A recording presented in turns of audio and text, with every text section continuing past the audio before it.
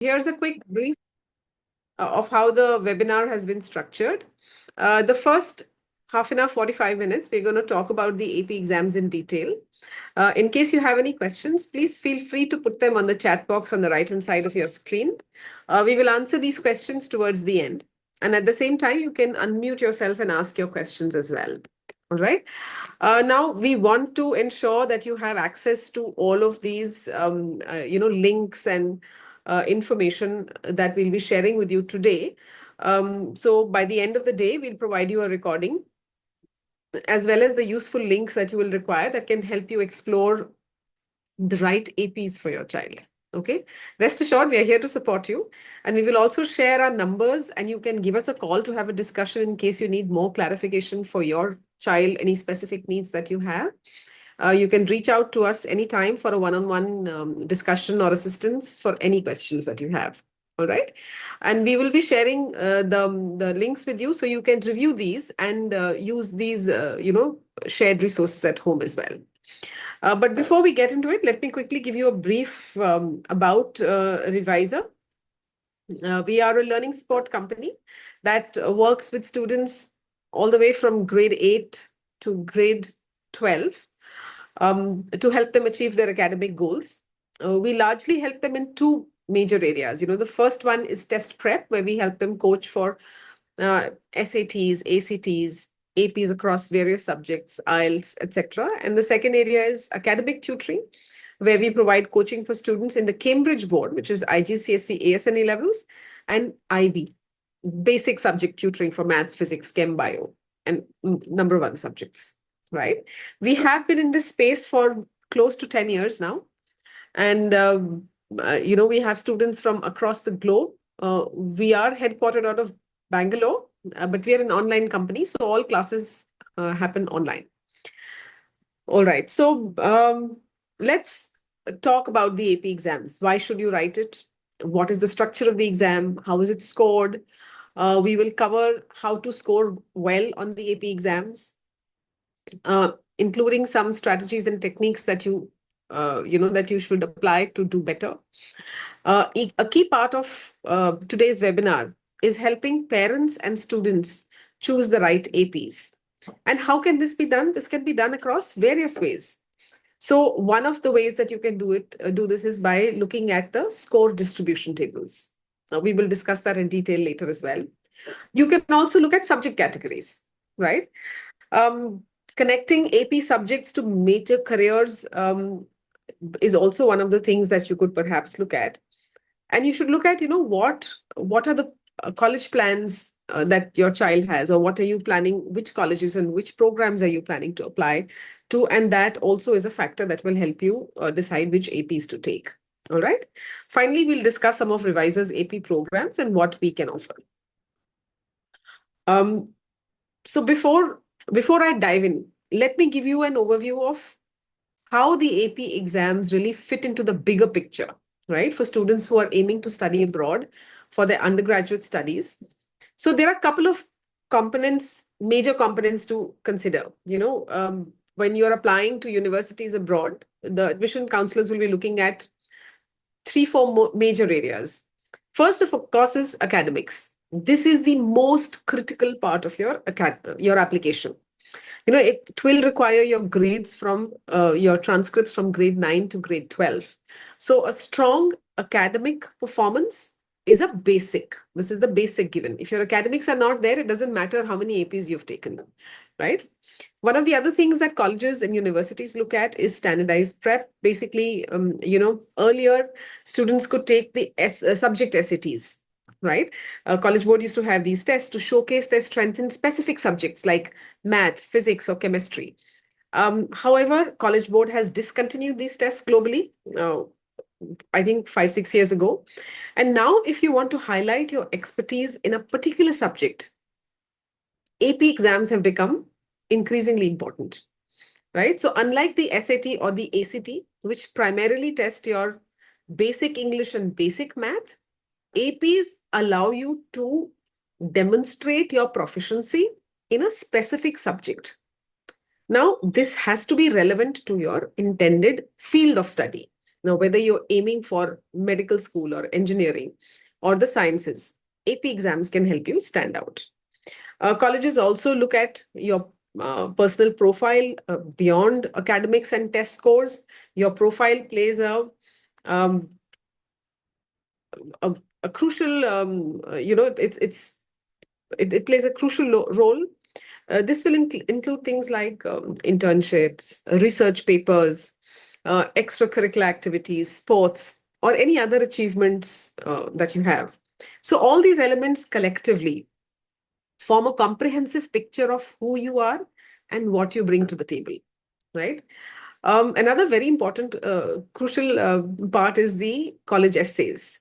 So the colleges have provided you a platform to showcase your personality, your values, cultural insights, things beyond academics. So essays differentiate an applicant.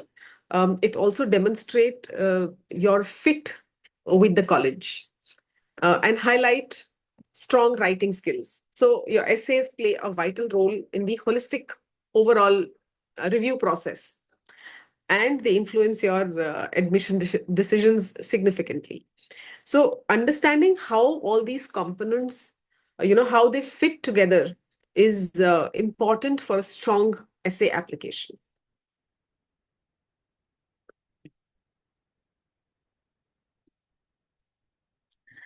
Now let's have a look at the standardized testing timeline.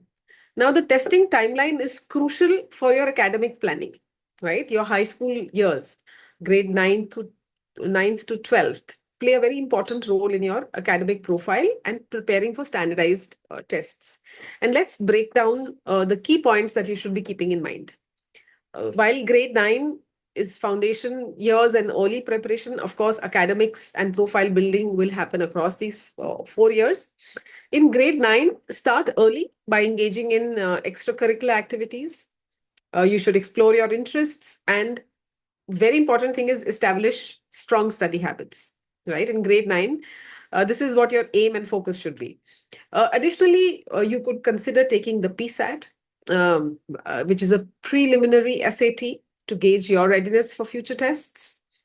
Um, it helps you familiarize yourself with the format so you can identify areas for improvement. For detailed guidance, we do have, check out our webinars on YouTube. We have a complete section for the SAT and the ACT exam. There are webinars which you could go through them. Grade 10, I would say focus on, uh, uh, you know, SAT and ACT. Take diagnostic tests to see which one really works for you. You could take the PSAT 10. Again, gives you additional practice. It helps you understand what exactly are you preparing for. You could start with the SAT English prep and finish off about 50% of the prep in grade 10 itself. There's English, 50% is English, 50% is math. You could look at the SAT English and complete it in grade 10.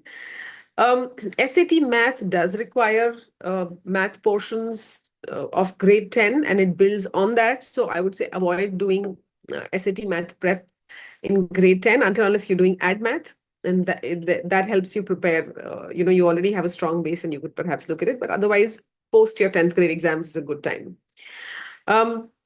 As far as AP exams are concerned, in grade 9 and grade 10, you could consider starting with manageable AP subjects, which are more skill-based or interest-based. So, for example, if you have an interest in economics, if that is something, or psychology, or world history, and these are things that interest you, you could take these exams as early as grade 9 or grade 10.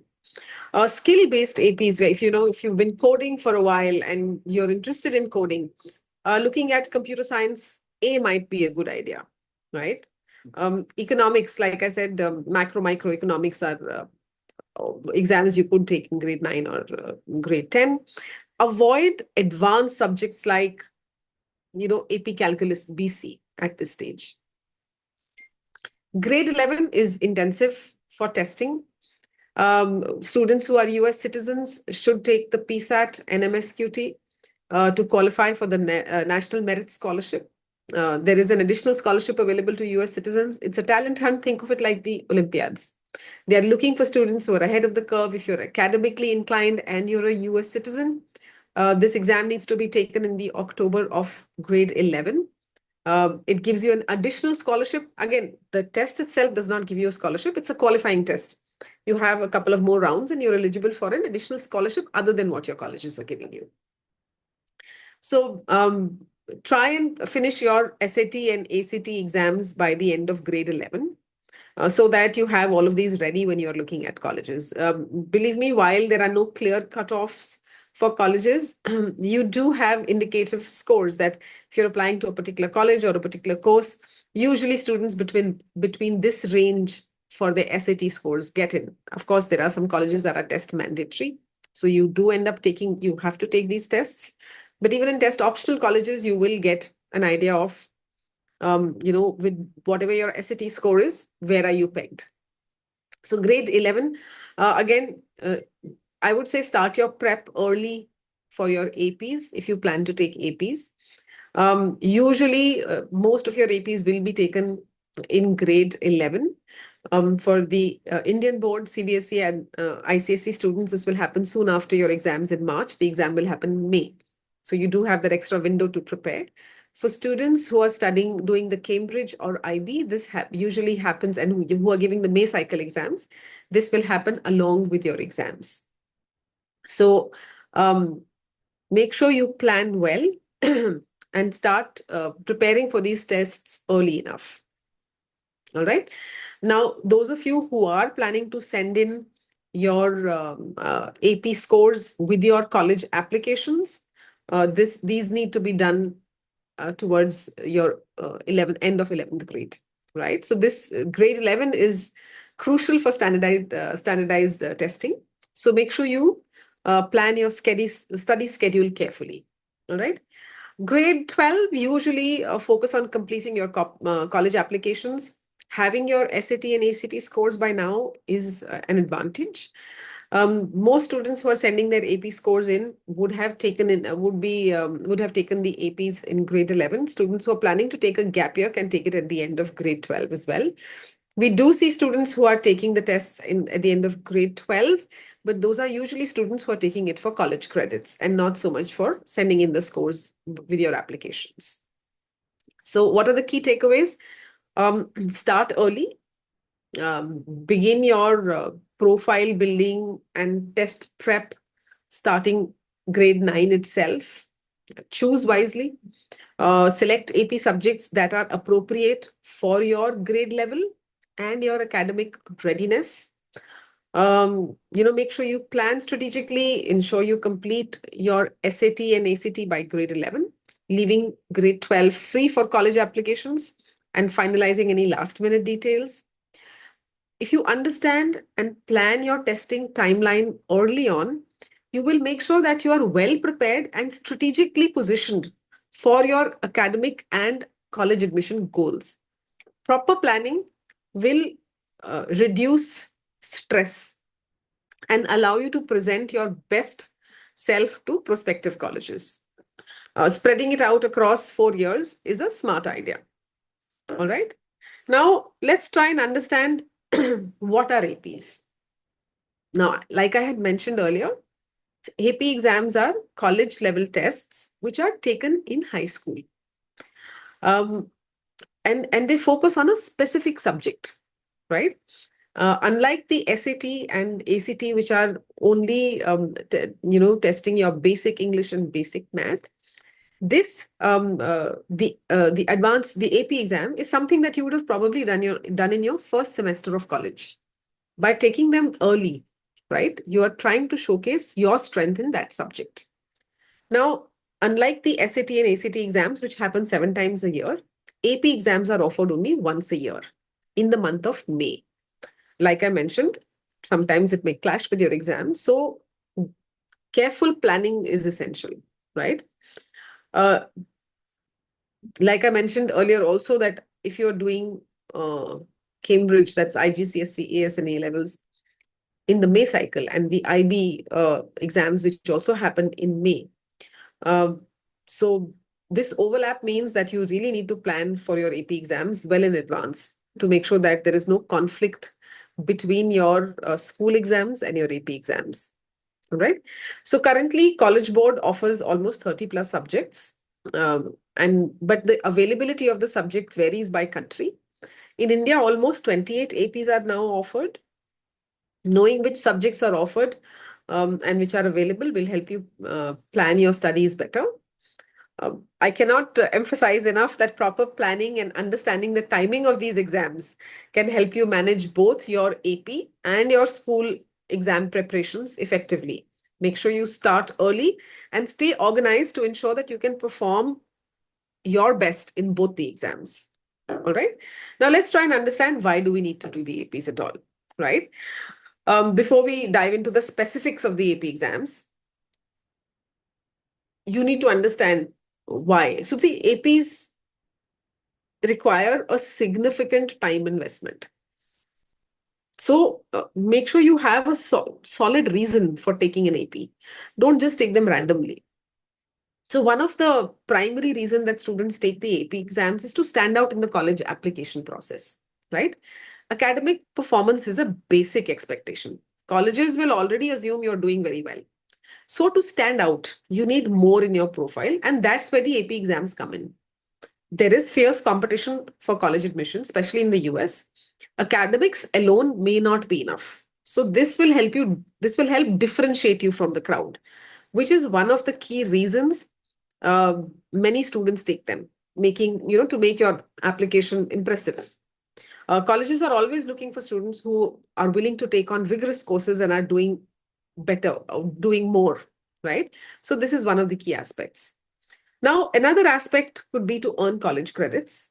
So this is, like I had mentioned, AP exams are college level courses which are taken in high school. By scoring well, you can earn college credits. So for example, in the US, you ideally need to do about 120 credits over a 4-year undergraduate program to get your undergraduate degree.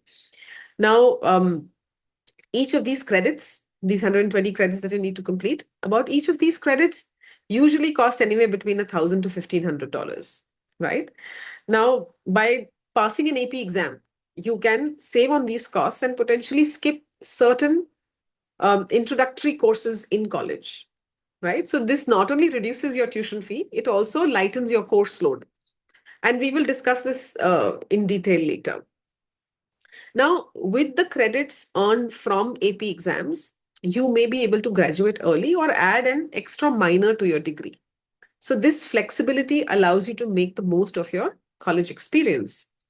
AP exams can also open doors to scholarships and awards. So for example, if you're taking and excelling in multiple AP exams, you can earn the title of an AP scholar, which again strengthens your college application, and it enhances your chances of receiving a merit-based scholarship, right? One of the other reasons that I see a lot of students taking AP exams is to offset a poor academic score, you know. So, for example, say you didn't do very well in your grade 10 math exam. Now, if you go ahead and take AP Calculus BC, or you take statistics, now this will show the college that the low score really was an outlier and you're actually quite skilled at mathematics. All right. It helps reduce the negative impact on your college applications. Again, for students who are now, it's relevant to understand this. So supposing you're a science student, you've taken up, say, physics and chemistry and mathematics in your school. You don't really, and you're doing, say, an IB or Cambridge, you don't really need to take an AP exam. You're already doing that in school, so it's fine. Only if you're, say, for example, you're a science student, but you want to major in economics, for example. Now, taking AP macro and microeconomics can demonstrate your proficiency in economics, right? This will show the college that while you are a science student, you have diverse academic strengths, right? And you're prepared for your intended major. So it highlights your ability to excel in various subjects, overall enhancing your application. So let's just quickly summarize. AP exams can help you stand out in college admissions. It'll help you earn college credits. saving on tuition costs. You can graduate early. You can add a minor. Helps you get more scholarships. If any of these reasons resonate with you, then the upcoming presentation will give you valuable insights on how to prepare for and succeed in the AP exams. If not, it might be worth considering if AP exams are necessary for your academic journey or not. Largely, I would say APs, you have to look at your academic profile. If you're good with academics and if you're building an academic profile, yes, APs will generally help you a lot. All right, let's now try and understand a little bit about the AP exam. The AP exams, most AP exams last between 2 to 3 hours, and they're divided in two sections. First is the multiple choice section. It has, you will have questions with multiple choice answer. You will select the correct answer from various options. This part of the exam is testing your knowledge and understanding, right? How quickly can you recall facts? It's usually scored by the number of correct answers with no penalty for incorrect answers. All right? Usually. Then you have the second part, kind of questions that you're likely to see on this in this paper is the free response question. Unlike the SAT and ACT, which is completely multiple choice, here you need to write down your own answers. And these are subjective questions that require more detailed essay style responses, very similar to what you're doing in school, right? So these will assess your ability to analyze, synthesize, and apply knowledge in a structured manner. So this section is graded by trained educators who will evaluate the quality and depth of your responses. So partial credit is also often awarded for answers that show understanding but may not be completely correct. So unlike the SATs and the ACTs, which primarily focus on multiple choice questions, the AP exams, this free response section requires higher order thinking skills and detailed written responses, right? So the need to articulate detailed answers means that AP exams are more rigorous and demanding. So they test not only your factual knowledge, but also your ability to express and support your ideas effectively. It requires thorough preparation and strong understanding of the subject matter. So make sure you're well prepared to tackle both MCQs as well as free response questions effectively. All right, let's look at the scoring. Now, AP exams are graded on a scale from 1 to 5, 5 being the highest, 1 being the lowest. All right. Now, achieving a 5 doesn't mean you need a perfect score. In fact, scoring around 80-85% can also earn you a 5. So it is definitely an attainable score, achievable score with solid preparation, right? How do we look at these scores? How do colleges look at the scores? I mean, aim for a 5. This shows academic excellence and can strengthen your college application. A strong 4 is also a good score, can be impressive to colleges. A score of 3, some colleges will grant you a credit for score of 3, though it's always best to check the specific policies of each college, right? Now, say, for example, you're applying to a very competitive university. A score of 5 can significantly enhance your application. It's showing them your mastery in that particular subject, right? Even a score of 4 shows you're well prepared and you're capable of handling college level course. So colleges like Berkeley, UC Berkeley, they will recognize a score of 3 as well. But Harvard, for example, does not look at a score of 3 at all. They would look at a score of 5. It depends on the college you're applying to as well.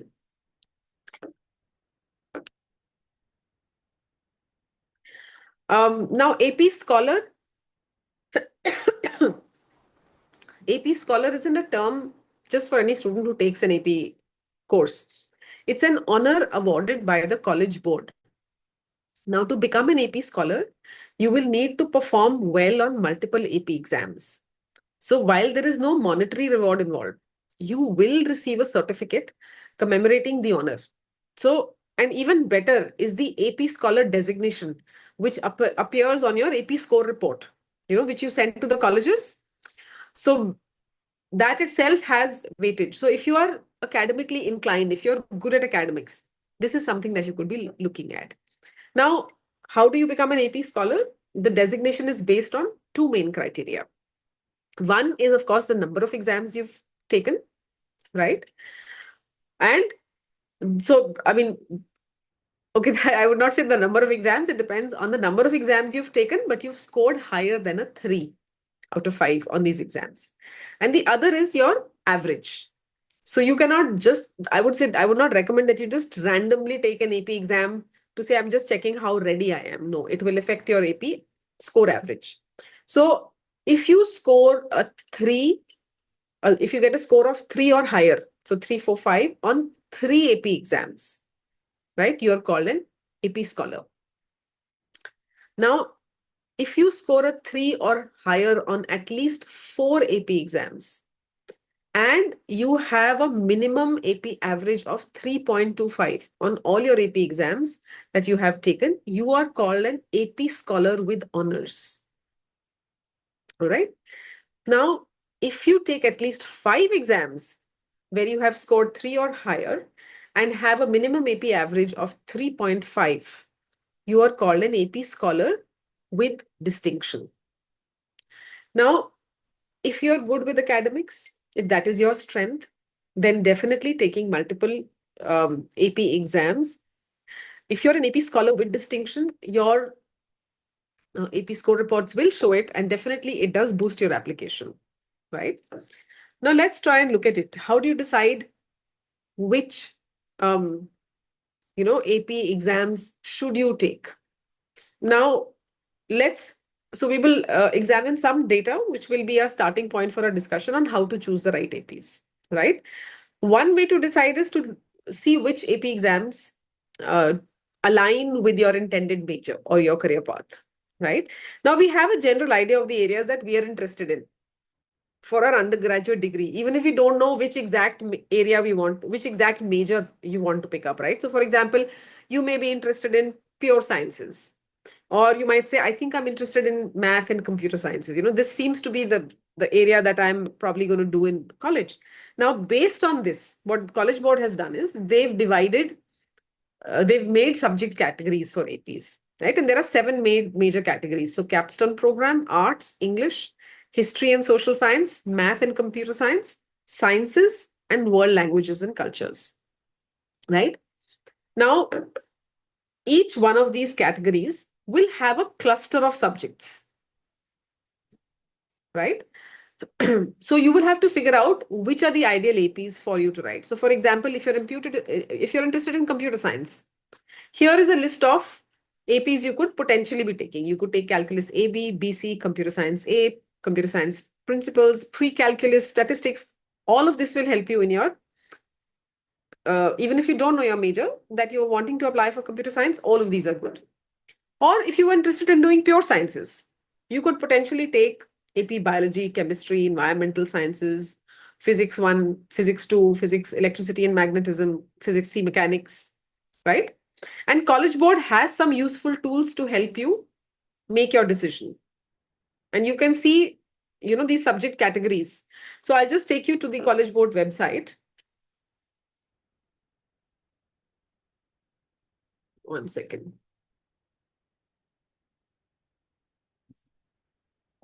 Yeah. So if you look at these subject categories here, this is the College Board website. And they have various tools. Now, once again, don't worry. We will share these links and resources and the recording of this once the session is of the webinar is over. And first, let's see how the College Board tools will help you to make these choices. So like I had said, if you look at all of these here, right? Calculus AP, APBC.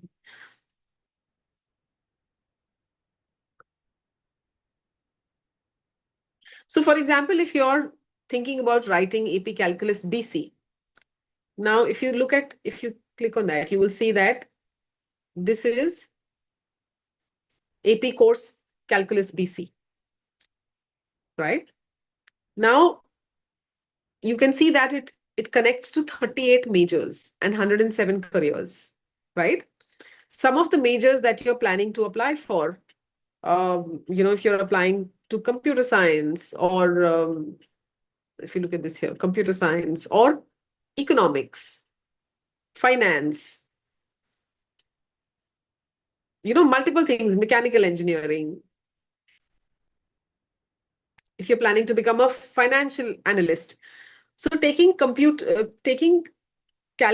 Calculus BC will be beneficial for you,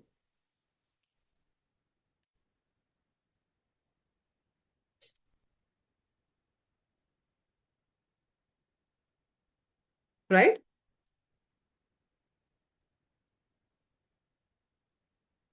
So many exams will overlap over majors and careers where similar skills are needed. So even though you're planning to study economics, taking AP Calculus BC will be a that could be a factor. So you can look at the majors here and it'll help you. This can also help you decide which are the APs that you should be taking. If these are the majors that you plan to apply for in college, right? So it's important to remember that decisions about majors and careers are very nuanced and they differ from student to student. So it'll depend on each student's academic profile and the chosen college and career path. You should make these decisions using these tools and in close connection with your college counselors and your academic counselors. Avoid making these decisions completely on your own. But I would definitely say before you sit with your college counselors, explore these tools, go through these so that you understand that what are the things that are included in this and what can you be doing? Will it help you? So you will have some background before you sit with your college counselors, right? This is one of the ways by looking at the subject categories, all right? Another way to look at it is by looking at the score distribution tables. What do we mean by the score distribution tables? College Board tracks the data of students who take APs every year. And score distribution is the breakup of how many students scored a 5 across various subjects. So, for example, if you know that, okay, I do plan to take sciences going forward, this seems to be my area of interest. All right. Now, within this cluster, you will have like a cluster of subjects. We looked at the number of subjects number of APs that you could take, right? Now, when you look at the data of this, let's have a look at this. This is the 2025 score distribution for the sciences, all right? For example, in this category, students who took AP Physics 1, only 8% of these students scored a 5, all right? And students who took, say, environmental sciences, only 9 of them got a 5. All right. And this is 24-25 ka data. Now, on the other hand, if you look at AP electricity and magnetism, 27%. AP mechanics, 23%, got a 5. So basically, if within this category I need to choose an exam, it would make more sense for me to take AP mechanics and AP electricity and magnetism rather than physics 1 and environmental sciences. I have a higher probability of getting a 5 in these two subjects. All right. Let's look at AP Maths and Computer Science. AP Calculus BC, nearly 44% of the students scored a 5. AP Statistics, 11%, right? Again, AP Computer Science A, if I look at it, 25% scored a 5. And AP Computer Science Principles, only 11%, right? So by looking at these distributions, if I was to choose two APs, I would prefer to go with Calculus BC, right? And perhaps Computer Science A. My highest probability of getting an A. If you think I can do any of these, then pick these two, right? Similarly for English, I mean, it will make more sense to choose AP English Literature and Composition with a 16% success rate over AP Language and Composition, right? So inference drawn from these tables, what are the inferences that we can draw from these tables? Is that it makes more sense to go with the topics where you are likely to get where you're likely to get better scores, higher chances of you to get a 5. Of course, given that in the science section, you are just as good. We are taking the assumption here is that you can do chemistry, biology, and physics. You're good at all of them. Which one should you take? So one is the subject categories, linking them to the majors. That will help you see which APs you should be taking. Another one is the score distribution tables. That will help you make a choice based on where is your, within a category, which are your highest chances of success. All right. Now that we've discussed your major and the score distribution, let's explore another critical factor, which is the college credit policy or the advanced placement policy. All right. First, let's understand what is a college credit. If you remember in the beginning, I had told you that you need about 120 credits to complete your undergraduate course. But what does it really mean? So a credit is a unit by which work is measured. So usually one college credit, and these are again reasonable approximates that we're looking at. One college credit equals 1 hour of classroom training plus 2 hours of independent work, right? That means if you're looking at a 3 credit course, right? You're expected to spend 3 hours in the classroom and about 6 hours studying or doing assignments or whatever work that a student needs to put in, right? And college courses will usually range between 1 and 5 credits. So each of the courses will either give you usually between 1 to 5, but the tendency that we see is 3 credits or 4 credits per course that you're taking. All right. So that's what a credit is. Now we need to understand the advanced placement. Now, some colleges will offer you a chance to skip an introductory course based on the qualifying APs that you have taken. So you can earn a college credit or an advanced placement or both. So the credit is that there are some colleges that will say you can't miss any course, but we give you so many credits. So for 120 credits, you already have these many credits which you've achieved. And the other which we spoke about is where they'll say, okay, you can skip this introductory course. You don't need to do this because you've taken an AP. Now, like I said, based on the major you're going to follow, only APs which align with that will give you a credit, right? So if you're planning to do, say, engineering, it makes no sense to take AP psychology. It will not, I mean, it's a good thing. It will show your diverse ability to do diverse subjects, but it will not earn you a credit in the AP engineering course, right? So it has to be linked with what you're doing in college. So now there is a tool from College Board that allows you to see how different AP scores can earn you credits at various colleges. And this tool will allow you to filter the resources based on the colleges you are applying to. All right. As always, the links will be shared with you after the webinar. So let's take an example. Let me just take you through to the website. Okay. So this is the College Board website. If you look for AP credit policy search, and let's look at Stanford as an example. Okay.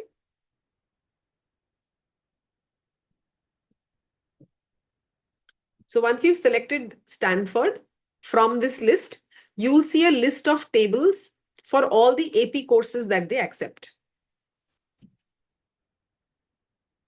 And what are the credits or the equivalent courses that go with it. So for instance, we were looking at calculus, right? So now if you look at calculus AB, if you do AP calculus AB and you score a 5, you will earn 6 credits. And you can skip Math 19 and Math 20 courses. All right. But if you have taken, say, AP calculus BC and you have scored a 5, you can skip Math 19, 20. These are the courses. So if you've taken AP Calculus BC and you have scored a 5, you will get 10 credits and you can skip Math 19, 20 and 21 courses. So here they're giving you the credit and they're allowing you to they're giving you advanced placement. So you don't need to do the introductory courses. All right. So this is how this tool will help you determine if taking an AP course is really beneficial for your child and how it helps the college journey in different universities. All right. Um, Keep in mind that your AP courses that align with your intended majors will give you those credits and will add to your academic profile. So, like we spoke about it, right? So, when you're doing engineering, which are the courses you could look at? And there was a tool that we had said subject categories, majors, right? There you will begin to understand which are the courses. So, for example, um,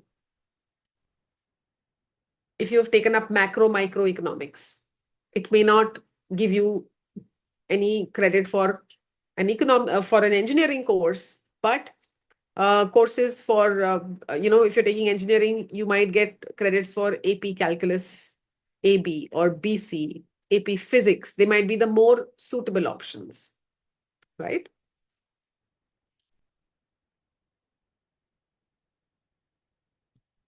So now if we can also look at the Stanford's policy. Now, one of the things that you need to consider is that which is the curriculum that your child is following. So if a student, are doing IB or Cambridge, which is IGCSE, AS and A levels, right? The college will anyways give you credits for the subjects that you've taken up in high school, right? So, for example, if you go here, this is this is the website of Stanford University, and we are looking at the credits that they will give you, right? That this is their credit policy. So, since we were looking at math, I will go down to math. Okay, have a look at this.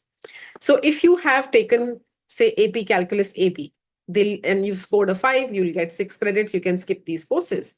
But if you have done IB and you have done Math AA and your score is 6 or 6 plus, right? You get 6 credits anyways, and you can skip Math 19 and 20 anyways. So for you to do AP Maths Calculus BC is irrelevant. It's not giving you any advantage. They're already recognizing your high school course and giving you credits for it. If you're doing IGCSE or A levels in the UK, right? And if you've got a score of A or B in math, you are anyways getting 6 credits and you're skipping math 19 and 20, right? Those are the two programs that you're anyways getting credit for. So to do calculus AB or BC makes no sense, right? Again, it depends on the course that you're applying for. There are certain courses which are of a higher difficulty level. If you're applying to those, even though you're getting 6, I mean, if you're getting 6 credits here, you might want these 10 credits. Again, most probably you will not require it. Yes, for students who are doing CBSE and ICSE, or state boards may not receive credits for the same subject in high school. Again, it's an add-on. If you are good with academics, if you think you have the time and you're going to, if you're already appearing for higher level of mathematics and you think you can prepare for these exams, then go ahead and do it. I would not recommend it for students who are weak in studies. Then taking on a higher thing will, higher subject will just bring you down. All right. So you have to see the relevance of this. So AP courses um, do help even the playing field for CBSE and ICSE students. If you've taken multiple AP courses, you're pretty much at par with students who are going in for these courses. It does help you even level the playing field, right? But choosing the right AP courses requires a thoughtful and personalized approach. There are many factors that play a role in this decision. Best to take the help of a college admissions counselor to help you decide if AP exams are right for your child, which specific exams to take. Remember, deciding to take AP courses is a significant time in commitment. It's not like doing your SATs. It's a lot more work in a particular subject. So discuss with your child and see if this is the right path, and then uh, you know, uh, which APs you want to take. All right. So these are the various factors. So I would say use these tools before you sit with the college counselor to understand, the APs and what gives you credit, what are the subject categories, look at the score distribution tables, look at the policies of the colleges you're planning to apply for, and then maybe sit with the college counselor so you have some background on how this works.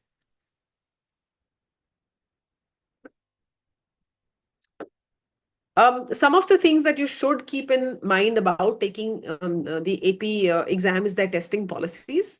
Now, you cannot take two exams on the same date, right? Decide. So if, for example, pre-calculus and statistics is happening on the same date, you have to take only one exam. So decide which exam you wish to take first, and then you can take the other exam in the next testing window. All right.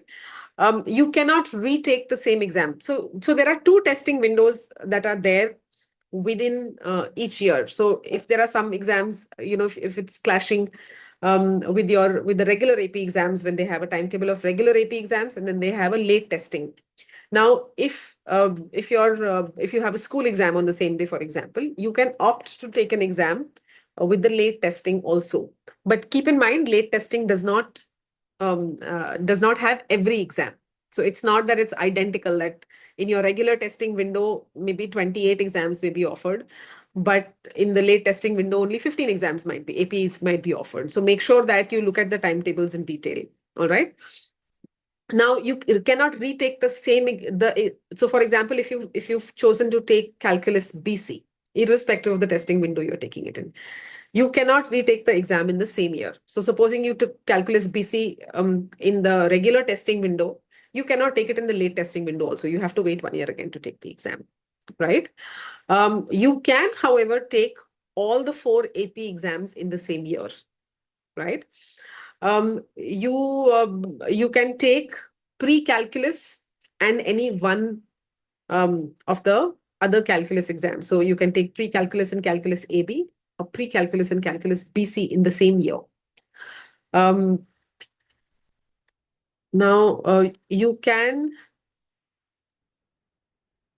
so if it is offered by a test center, the prerequisite for AP Computer Science Principal exam is that you need to register for this exam and you have to be enrolled in the corresponding AP course also. This is only for computer science principals. All right. Students have to submit a portfolio and they need to complete, the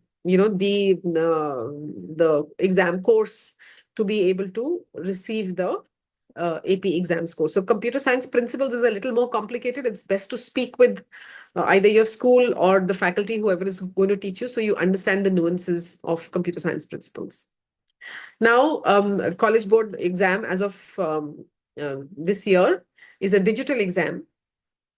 And so the earlier it used to be a paper-based exam. So now you have the exams are in two categories. Either they are fully digital, where everything that you're doing is on the computer itself.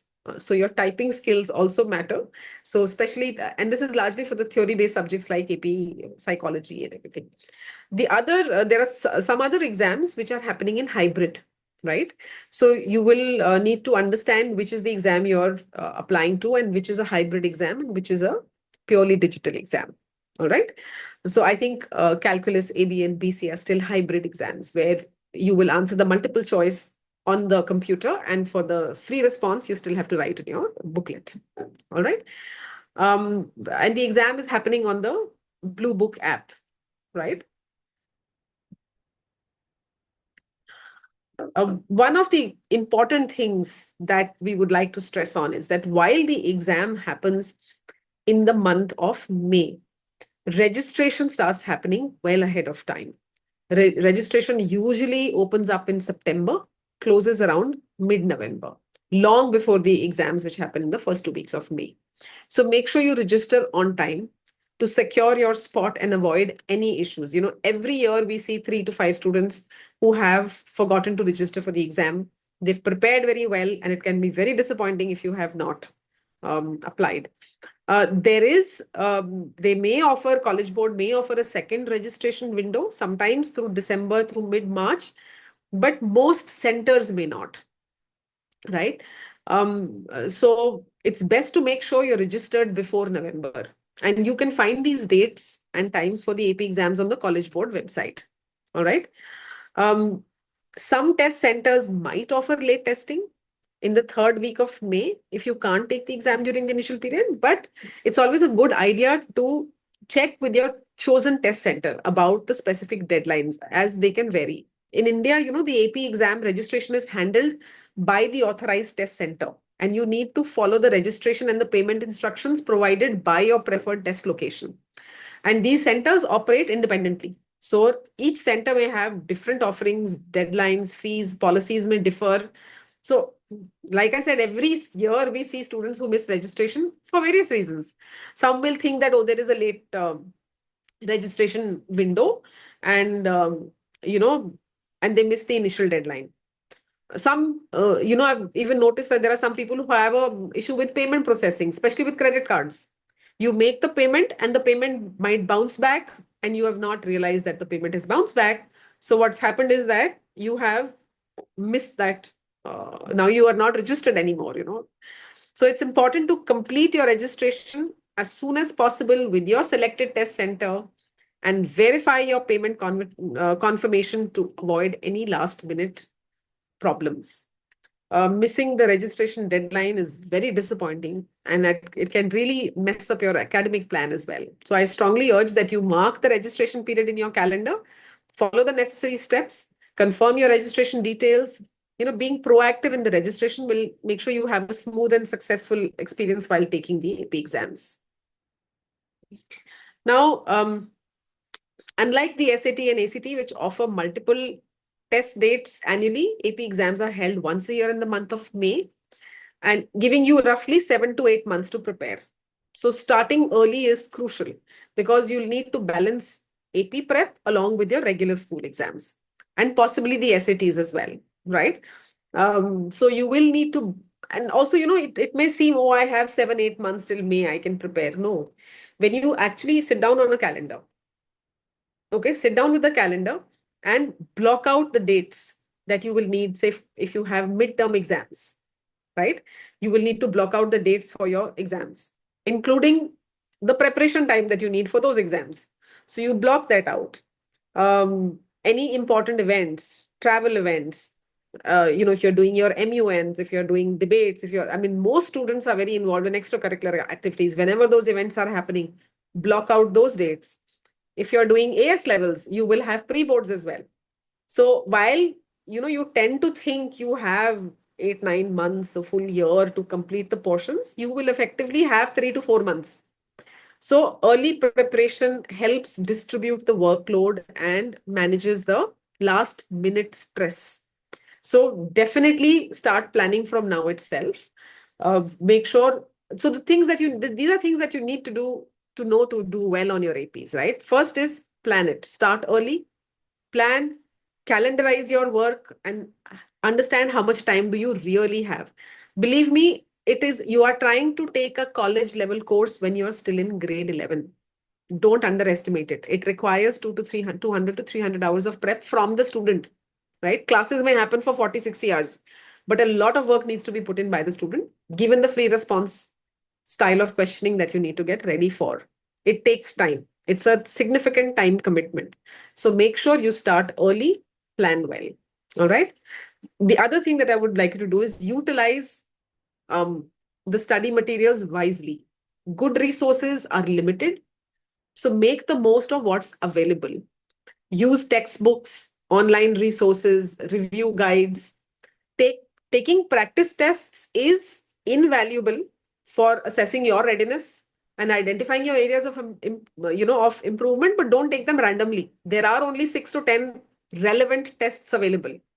So use them, keep them more towards the end of your program. Once you have finished your topic wise preparations and everything, use them only then. Don't waste tests randomly. And whenever whenever you are preparing, make sure you're not just randomly doing questions. Do the questions and then understand, go through the answer explanations in whatever material you're using, and look at the correct and the incorrect answers. Understand, don't just say, okay, I got this question wrong, let me go ahead and look at this. No, look at the correct answers also. Did you miss something? Is there something else you should have known? Is there something else you need to keep in mind? So make sure you're analyzing your work, and you're studying in a relevant manner. Again, regular practice is important. After you've completed your topic wise revisions, taking full length practice exams under timed conditions, multiple tests, get used to the testing format, get used to the timing of the exam, right? This will help build your stamina for the actual exam. It will also highlight your which are the topics or the areas of concern, which are the topics that you need to allocate more time to. Maintain a very strong study schedule. Preparing an effective study schedule is key. You will need to put aside time needed to practice exam style questions. Don't only keep doing theory. You normally will say, okay, this is a list of topics, let me get ready. No, when you've done one topic, please pick up the exam style questions from this topic early on. From the first unit itself, start doing this. Do multiple choice questions, do free response questions. You will understand um, what are you expected to deliver at the end of this topic. So it changes the way you study, right? So don't finish your entire portions and then take a test. Do exam style questions for each topic, all right? And make sure you complete the portions well in time so that the last 1 month you can keep for mock tests and full length tests and going back to the topics where you're making the most amount of errors, right? Putting in remedial work. As we had discussed earlier, an effective study schedule will be key in your AP prep. So plan well, make sure you help you cover, this will help you cover all the necessary material without feeling overwhelmed. In case you can't do this yourself, there are experts who can help you with this. So take that help. You know, Getting a high score, ideally a 4 or a 5, requires thorough preparation, not only of the concepts, but also understanding the format of the exam. So don't hesitate to ask teachers or tutors. There are a lot of online forums if you're struggling with certain topics. Sometimes it's important to just get someone to validate your answer. For example, if you've written out a free response question that you answered, now is this answer 1 on 5 or is this answer 4 on 5? What would you need to do or what would you need to add to it to make it a 5 on 5? And do this from the first topic itself. Studying in groups is a very good idea. Don't avoid looking at your peers as competitors. Instead, consider studying in groups. It will help. You will benefit from a supportive environment. Many AP candidates study independently, so having a support system can be immensely beneficial. Working with your peers can clarify difficult concepts. You can share resources. It helps keep you accountable. Definitely, that goes a long way. Lastly, maintain a positive attitude and be persistent. AP exams are challenging, but with consistent effort and a strategic approach, you can achieve high scores.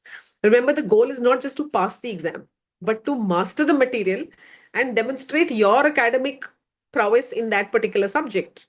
So, by following these strategies, you can enhance your preparation and your performance in the AP exams, making sure you're well equipped to succeed in this rigorous academic endeavor.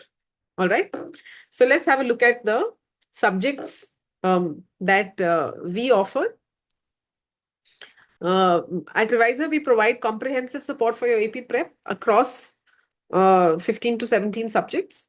Our program is designed to ensure consistent progress and thorough understanding. Our batch programs start late September, early October, but we take on one-on-one students much earlier than that also.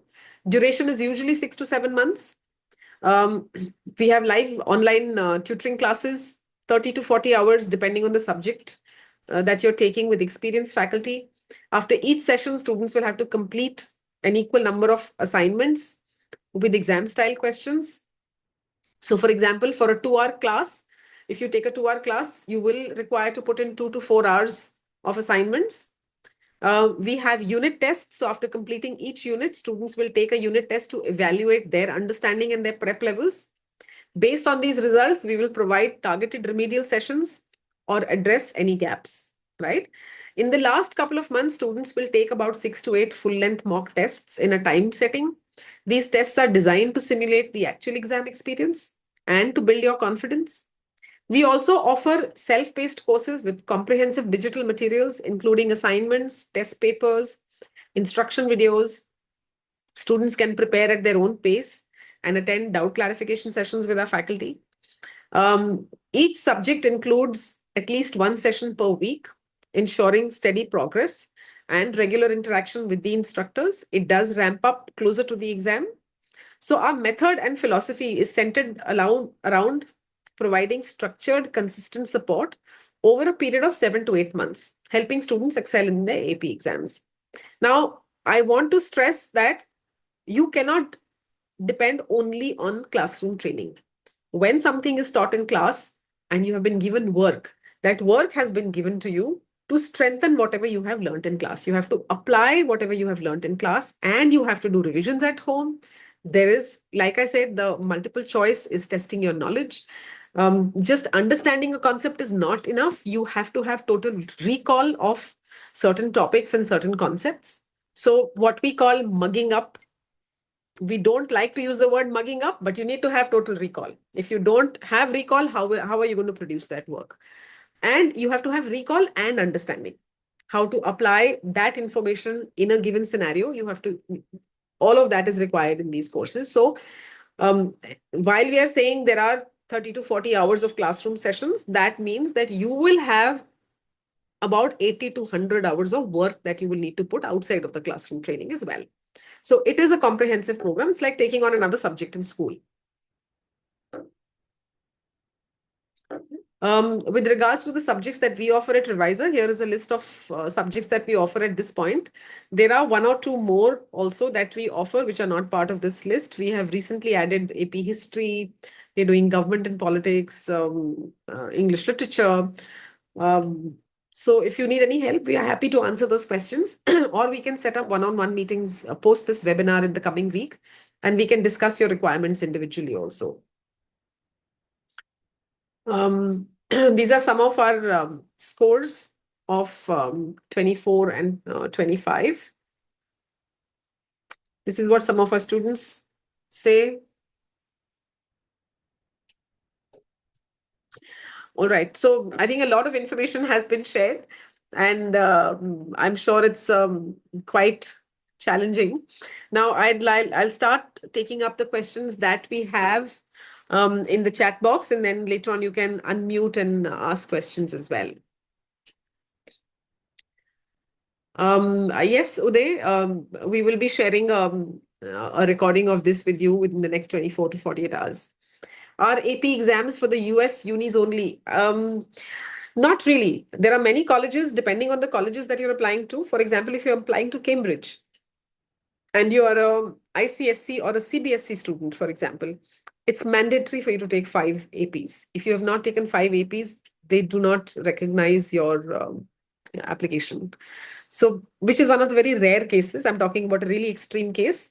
But colleges outside, it depends on the college and the course that you're applying to. Best to speak with your college counselor to see which geography you're applying to, which and what is your reason for taking an EP, right? So I would not recommend that you take an AP without speaking to your school admissions counselors to figure out whether it's relevant for you to take this on. You have to have a reason for taking it, right? Like we spoke about.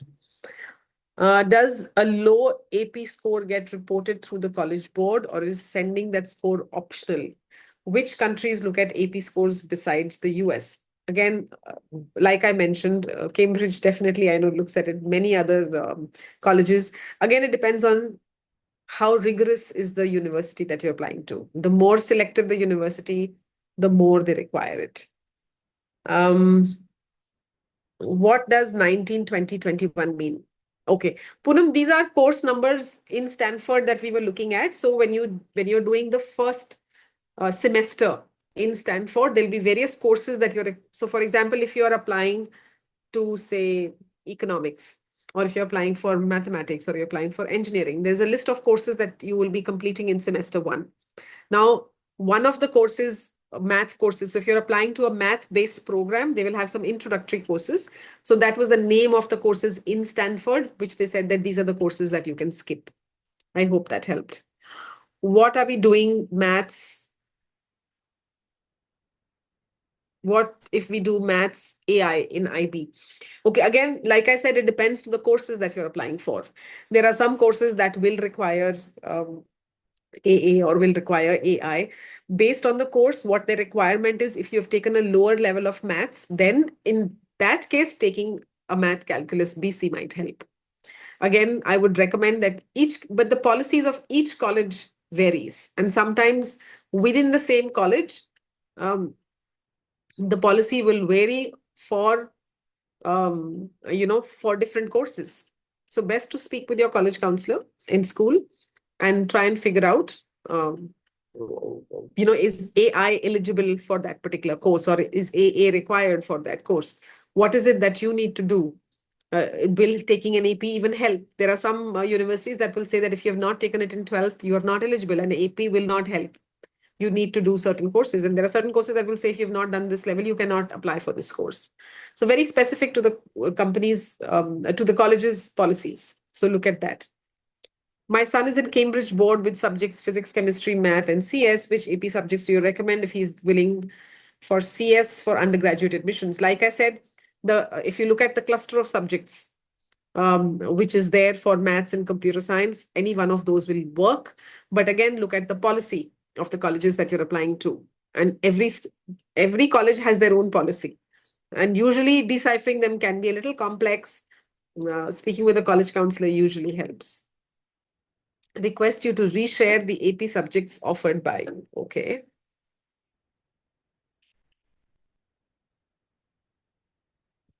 Again, this is not a full list. There are more that are offered. So if you want, you can fill out the link that we have given here. There is a form here that Disha has posted in the chat. So if you can fill that up, that will help you. That if you require specific information, they will get back to you on that. If you have any questions, you can also unmute yourself and ask those questions. Please resend the link. I joined late. Sure. Disha, can you repost the link, please?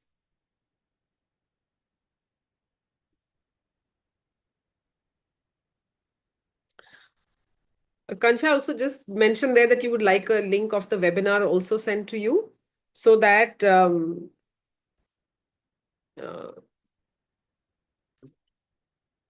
so our YouTube channel is also called reviser.in. I think that's where you can go to the YouTube channel and look at the AP webinars. If you just fill out the form, we will send you the link to the webinar so you can watch it.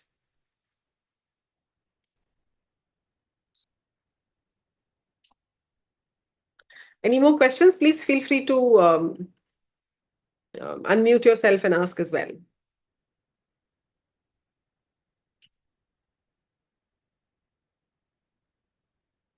Okay, if there are no more questions, thank you so much for joining in. I know it's a lot of information to take in.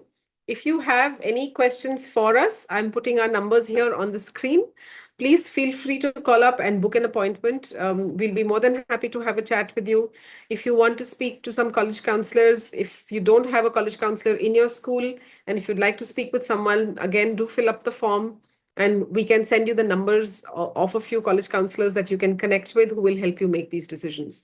Now, the aim of this webinar was to give you enough information and the tools to go through and understand what are the various factors you need to keep in mind to, help you decide which APs to take. So some pre-work that can be done before you sit with your college counselors. I know there's a lot of jargon that we spoke about, distribution tables and subject categories and a lot of other stuff, but we will send you the tools by the end of the day, and you can then go visit these tools on the College Board website and make sure you equip yourself with some knowledge before you sit with the college counselors.